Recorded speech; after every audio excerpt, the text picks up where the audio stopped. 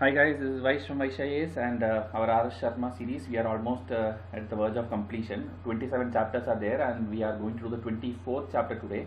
And this also, it will not take more than 10-15 minutes because it's a very small chapter. I think only 3 pages are there. It is about the cultural contacts with the Asian nations. Okay, like right from the Harappan time we know, we have contact with the Mesopotamian region and all. And we also have the Buddhism spreading across India. Then we have these connections with Indonesia region, Southeast region, China, Japan, USSR, all those things right from the ancient times. So that at least I think simply in simple words they have told there's nothing which you have to remove for prelims. I think there will be some match the following questions which you will get, like the temple names which is in Vietnam or Cambodia or Indonesia, something, some such names is all that is there in this chapter. So we'll try to finish this fast. Okay, so I'll take some extra time to tell you about the test series also.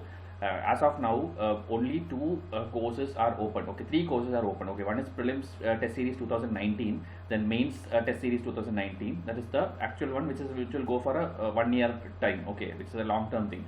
Another thing which is about to end is the mini test series, which is going for 2018 batch. The students which we had for prelims last year who cleared prelims, they are actually practicing the mains mini test for 2019, which will get over in September 15th. Okay, that is the third course which we have, and it will end in 2 weeks, 3 weeks time. It will end. So after that, 2018, it will be a next phase or interview or something. We will be doing a separate. We will be dealing with them through personal WhatsApp or whatever. So 2018 will be done, and 2019 two courses is running for a long time. And anything else, if you ask if it is there, we have nothing in pipeline now. If anything is there, will be announced via YouTube only. Okay, and optional subjects queries are coming. So optional, we don't have any plan as of now, neither lectures and nor test series. Okay, if it is there also, it will be there after 2019 prelims, that is after June, when we have that 3 months for mains. That time a test series for history or geography optional might happen. Okay, that also we are not promising now, and we don't want to declare it now. So as of now, the what is much needed for a true UPSC aspirant who is preparing for 2019, that is live, and hundreds of students are enrolled to us, writing either mains exams or practicing our prelims MCQs. Okay, prelims MCQs, I have seen materials of almost every institute in this country, and that is why guaranteedly I am telling you, the coverage which we have done in the form of MCQ magazine is not done anywhere else. Okay, we have done elaborate time investment for designing each and every question. Okay, every day I am reading at least 6-7 newspapers and making the MCQs for you. Okay, whether it's Business Standard or Live Mint or Hindu or Indian Express, Times of India, First Post, every kind of paper online thing which I am getting from there, I am taking content and making MCQ for you. Okay, and the solution document is elaborate enough, and then you will get written notes. Okay, the solution document is not like answer key alone. It's not like option C right answer, not like that. That question is explained. Okay, including the options, everything is explained in detail. And this prelims magazine monthly which is delivered for you, 65 tests are there. Okay, in 1 year you are going to get 65 tests, which will include even the upcoming economic survey, budget document, India yearbook, all those things will be there. So this much test, 6500 MCQs if you solve, that is actually what a true aspirant will definitely do. Okay, at least 10,000 MCQs a true aspirant will definitely do. So 6,500 quality MCQs, if we alone, that our channel alone, if you can get it, so I don't think it is a bad deal. Okay, for a new aspirant who knows nothing about this exam also, we are providing monthly test. So when you get the PDF, you have to learn from home. Okay, the question PDF will be there, answer PDF will be there. Question PDF you can see and try and solve yourself, and after that the solution document you can read it like a current affair magazine, instead of reading a bunch of magazines which is there in the online market now, which is even of reputed institutions. Every month you are getting 120 130 pages of magazine. Okay, that many pages if you read, unwanted lot of things are there which will be never asked for your UPSC, but they are simply making it like a big magazine, like a Yojana magazine or something, but it is not at all needed for your prelims. That is why our solution document, 100 questions and lot of extra facts, maximum 60-65 pages it will be.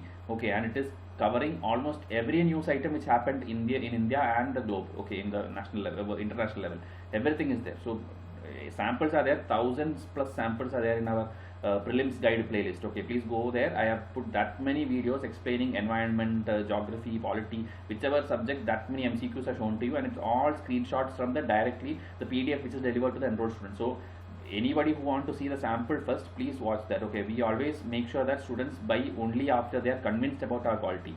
So that's about the prelims magazine. This is going on. Okay, next delivery is on September 4. It started on July. Now July August delivery is over, and September 4 will be the next delivery, where economy, polity and all will be there, a test. Okay, and monthly current affairs also there. that is about prelims and mains. Please watch the videos. Okay, at least 5 videos are there explaining the answer, model answer, the report card, the mark distribution, the correction strategy, syllabus coverage, everything is detailedly explained. So please watch all that. Now we'll move on to this lecture. Okay, else this video length will again unwantedly go lengthy. Okay, and WhatsApp number and email ID is given in the screen. Please make a note and then contact me. Okay, so let's go to the PDF. India's cultural contact with the Asian countries, chapter number 24. So medieval lawgivers and commentators ordained that a person should not cross the sea. So India, you know, even later in 1857 revolt time and all, you will know the soldiers, they will not cross the sea, and all those kind of unwanted laws will be there in Indian culture. Okay, but that does not imply that India does not have any connection with outsiders. That is how they are starting this chapter. So they are telling about the Harappan times first. Okay, Harappan times itself, we had this contact with the city of Mesopotamia and all the Iraq region of now, okay, present day.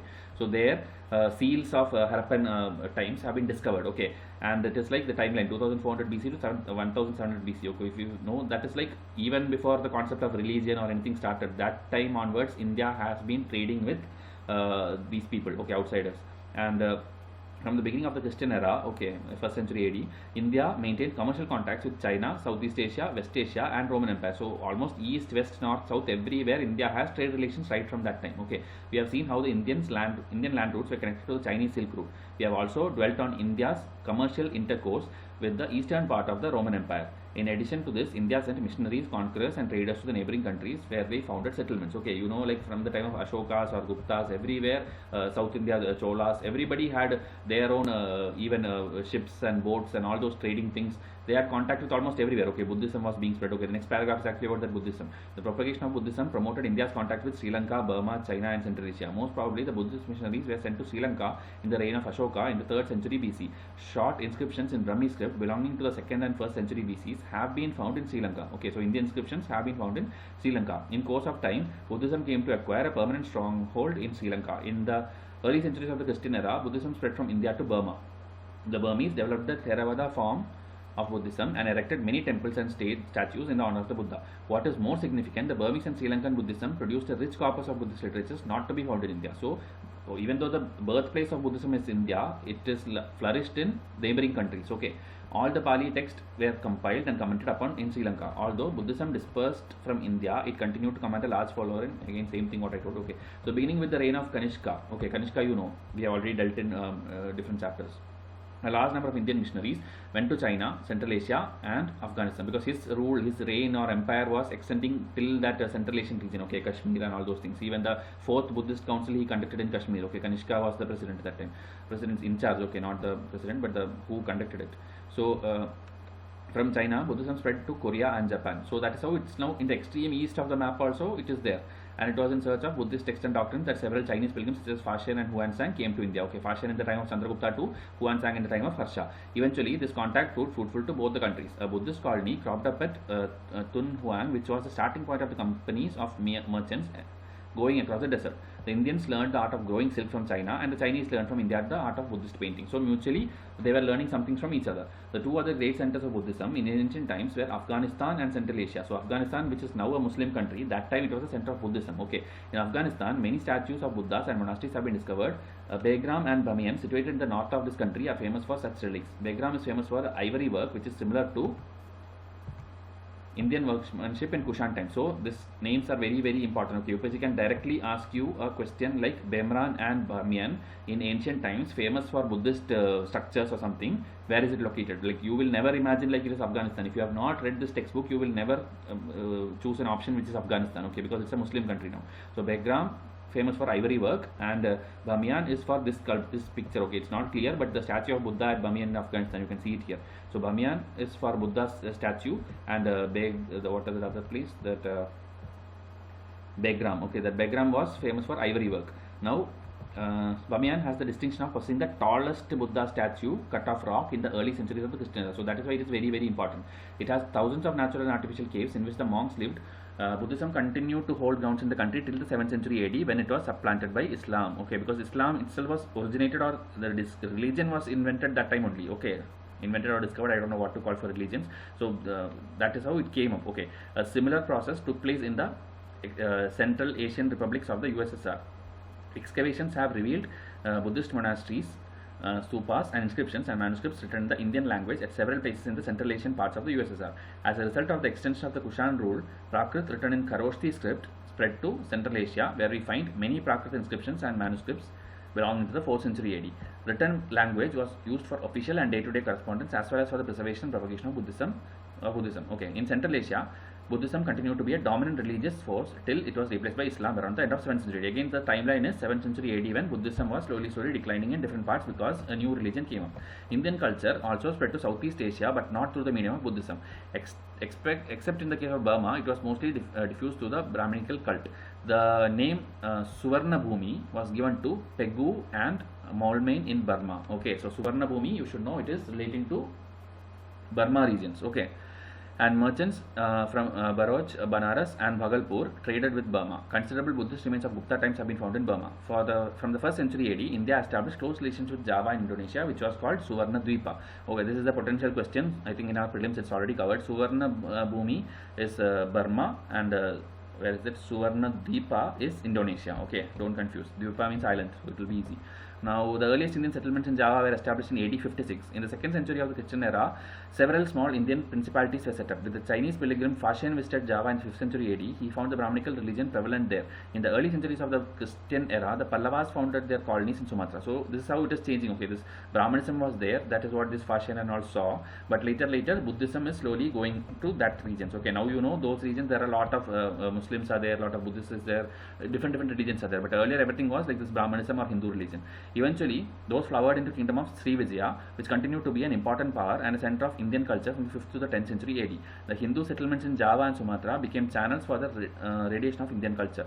The process of founding settlements continued afterwards. In Indochina, which is at present divided into Vietnam, Cambodia and Laos, the Indians set up two powerful kingdoms in the Cambodia and Champa. The powerful kingdoms of Cambodia, identical with modern Cambodia, was founded in the 6th century AD. Okay, this Cambodia and Vietnam, they are telling.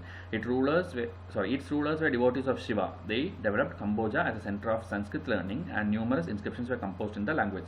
In the neighborhood of Cambodia at Champa, embracing southern Vietnam and the fringes of northern Vietnam, it seems that the traders set up their colonies. The king of Champa was also a Shaiva, and the official language of Champa was Sanskrit. This country was considered to be great center of education in the Vedas and Dharma Shastras. So again, Shaivism is what is prevalent in Vietnam region. Okay, Indian settlements in the Indian Ocean continued to flourish till the 13th century, and during this period, intermingled with the local peoples. Continuous commingling gave rise to new type of art, language, literature.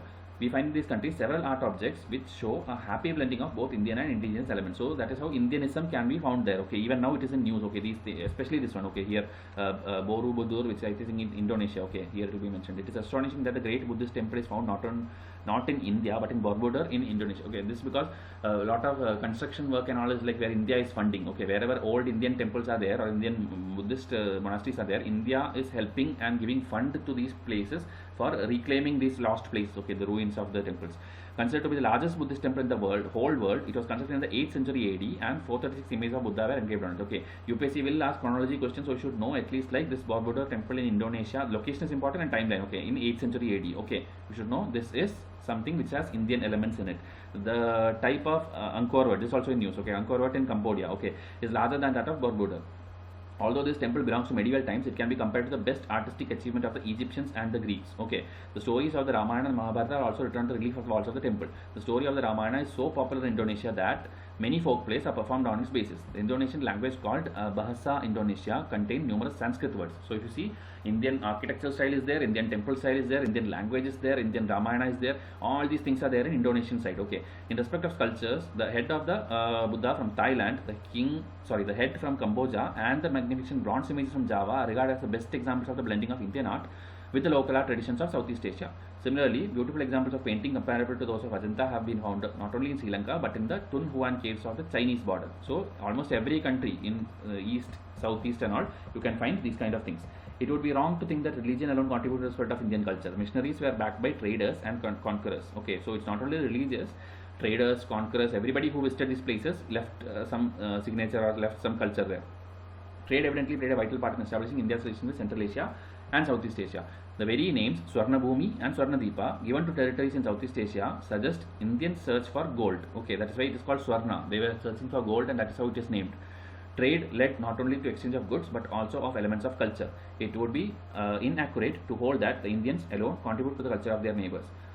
It was a two-way traffic. The Indians acquired the craft of minting gold coins from the Greeks and Romans. They learned the art of growing silk from China and the growing betel leaves from Indonesia and several other products from the neighboring countries. So different things which Indians also learned. It's not like India gave something, India also gained something out of it. Okay.